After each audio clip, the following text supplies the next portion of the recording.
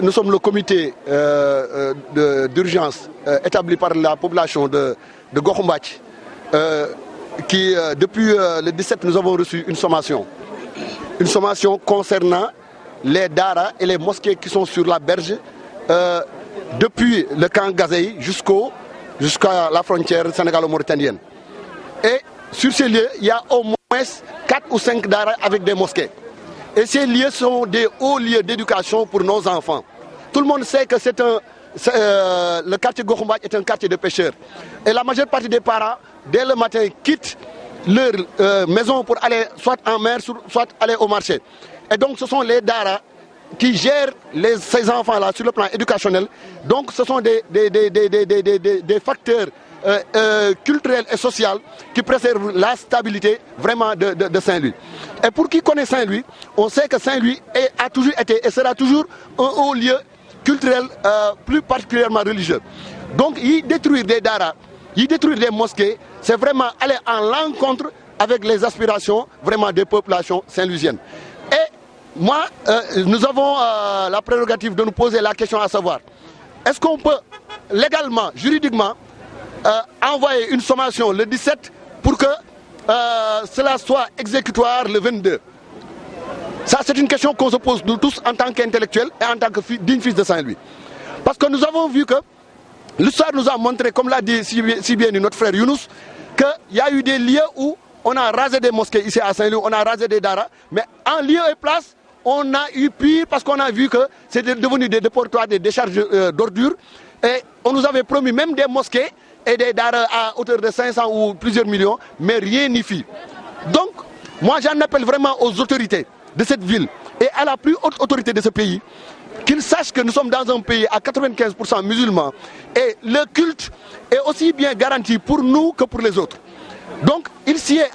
aux autorités de ne pas faire sourde oreille et d'écouter les populations qui ont une aspiration criarde d'éducation et vraiment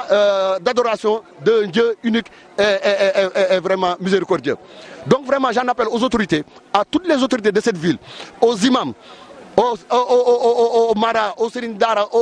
à tout le monde, aux autorités politiques et sociales, pour que vraiment ces menaces de destruction des lieux de culte et des daras ne soient pas exécutées. Je vous remercie. Wassalamu alaikum wa rahmatullah. Mu xamni nakarlu nañu li ba ca kanamu Yalla.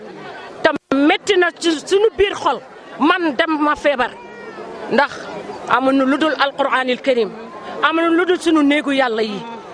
suñu yar wara yar suñu njabot ci jàng alquran bi nga xamni suñu deewee mo ñuy gunge mom lañuy dëkkal mom lañuy dëkkoo waa ñun xanaa dañu bokkul ci njabootu Mansour Faye wala njabootu Macky Sall borom alquran yi dañu bokkul ci njaboot gi wala lan moo tax lépp lu am rek duñu ñëw jël seen tànk waxtaan ak borom alquran yi dañuy dem ci ñeneen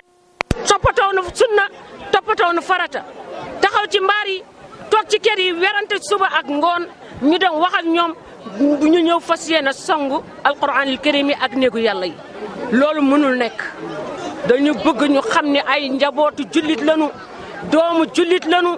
mbirum jullit lañuy def fawuñu faluñu li nu sunu borom sant ci la ñuy jéem a tegu di ñaan Yàlla mu jubal nu nan nu bàyyeeg jàkk yi nan nu bàyyeeg alquranil karim yi ñu amat ci sunu njaboot ndax képp kuy jigéen fii taxaw sama gannaaw ngoon su jot yaa ngi dem ci biir daara yi di gëstu sa xam-xam lépp lu la réeroon rek yaa ngi gëstu waa tey bu ñu fekkee ni gouvernement bu ñëw dama koy doore ca kaw ba muy Senghor tuuti laa woon Abdou Diouf tuuti laa woon Ablaye Wade fekk na ma nekk magum jëm Macky Sall kazalika naka noonu maa ngi sama juróom fukki at ak ñaar 75 la ñu ñibbi si fii fee 75 76 kenn jukkuma fanaan ci suuf si maa ngi sant Yàlla lan moo tax bi ñuy préparé ay école préparé lu ñu woon borom daara yi xamoon nañu ni fii ay daara ak alquran ay jàngkatu alquran ñoo fi nekkoon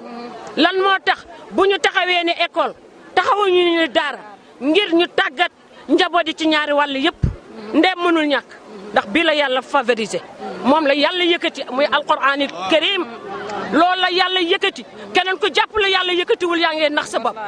lan moo tax gouvernement taxawul woon tabaxal borom daara yi ni ñëw leen fii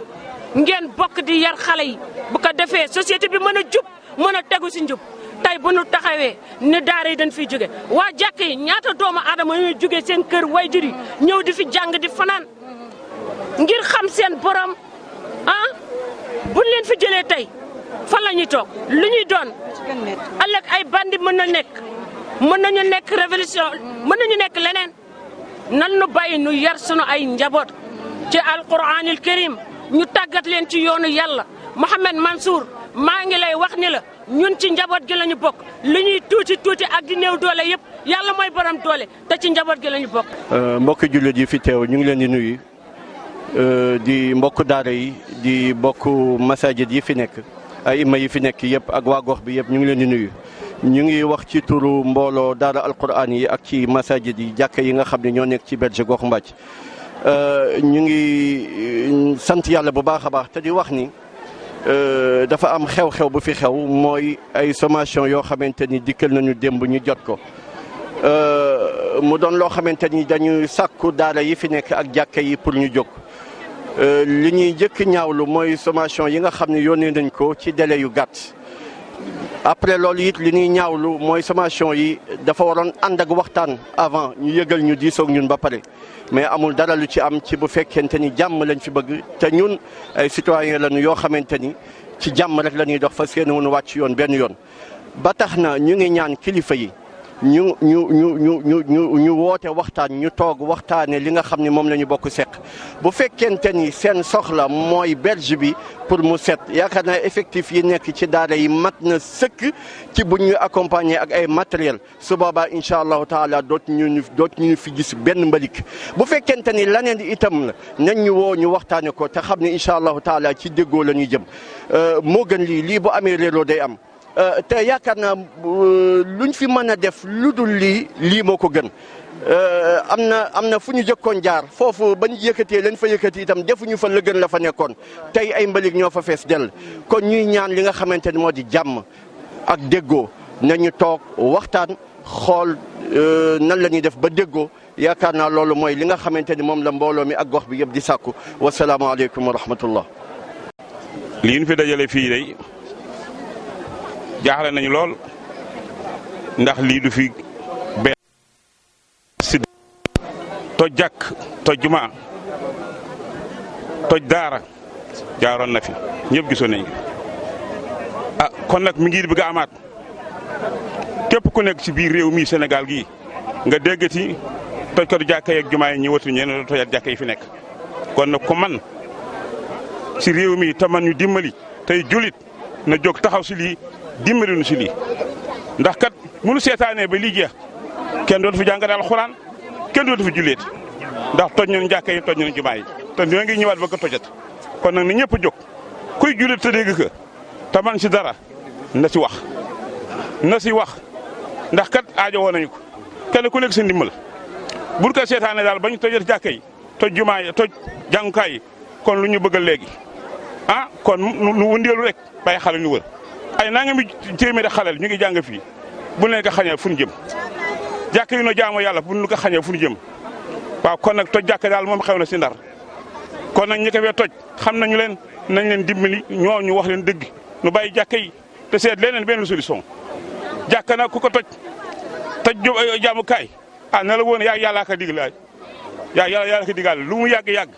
diga dañante yàlla moom ala kulli xalit wasalaamaaleykum wa rahmatullahi wa barakatu di tamit maanaam métit lu lii ndax li ñuy waxoon rek moo la ñuy waxaat mooy amuñu lu dul jàkka nañ ñu dimbale ci jàkka yi bàyyil ñu ko fi ndaxte ku ne xam na Abraha fa mu mujjee ak Kaaba ga te loolu yar googule ay yar yu ko gën a saf ñoo fi nekk nañ ñu dimbale man de yërëm naa koo xamante ni liggéeyam mooy toj jàkka liggéeyam mooy toj daara parce que loolu moo tax géej gi seexlunu moo tax asamaan si seexlunu su dul woon loolu géej gi waxtu wu riiree rek sunu kaw la jëm si waaye la ko téye mooy doomi aadama yi nekk fii di tudd yàlla di jàng alquranam ji di julli ak di muslu ci seytaan yi di ñaanal jullit yi su dul woon loolu rek xam ngeen ni ndox kii ndox la kee ndox la ndox moo nekk sunu suuf kon nañu nu may yii garantie yooyu le ñu bàyyi leen ñu toog fi ñu dimbale ñu lu ñu bëgg defit nañu ñëw waxtaan ka ak nit ñi ñun duñu ay étranger ay citoyen la ñu juddoo fii ci hôpital gi yaroo fi nañ ñu dimbale koy wax ñu wax ak ñun incha allahu jàmm rek moo ci am.